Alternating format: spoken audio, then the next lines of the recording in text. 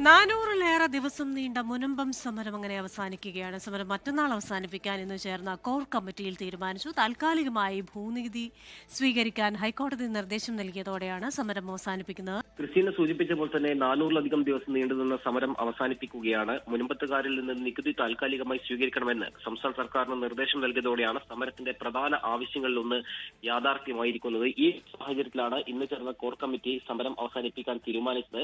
മറ്റന്നാൾ മുനമ്പത്ത് മന്ത്രി പി രാജീവ്, അതോടൊപ്പം തന്നെ Vypin MLA K N Unnikrishnan അടക്കമുള്ളവർ പങ്കെടുക്കുന്ന പരിപാടിയുണ്ട്. അതേശേഷം 2:30 തന്നെ സമരപ്പന്തലിലെത്തി പിന്നീട് സമരമനുഷ്ഠിച്ച ആളുകൾക്ക് നാരങ്ങാനീര് നൽകി സമരം അവസാനിപ്പിക്കാനാണ് തീരുമാനിച്ചിരിക്കുന്നത്. നമുക്കറിയാം, മുനമ്പത്ത് തുടങ്ങിയ ഒരു സമരം പിന്നീട് അത് ദേശീയതലത്തിൽ വരെ വലിയ ചർച്ച ഒരു സമരമായിരുന്നു.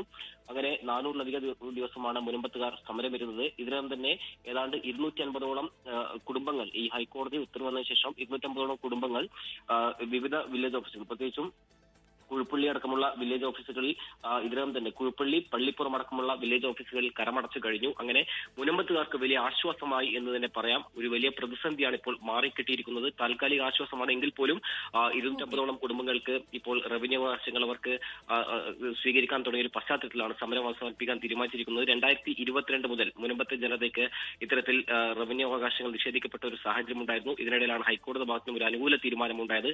ഈ സാഹചര്യത്തിലാണ് ഇന്ന് ചേർന്ന കോർ കമ്മിറ്റി സമരം അവസാനിപ്പിക്കാൻ തീരുമാനിച്ചത്. മറ്റന്നാളാണ് മന്ത്രി പി രാജീവ് അടക്കമുള്ളവർ പങ്കെടുക്കുന്ന പരിപാടി മുനമ്പത്ത് ഉള്ളത്.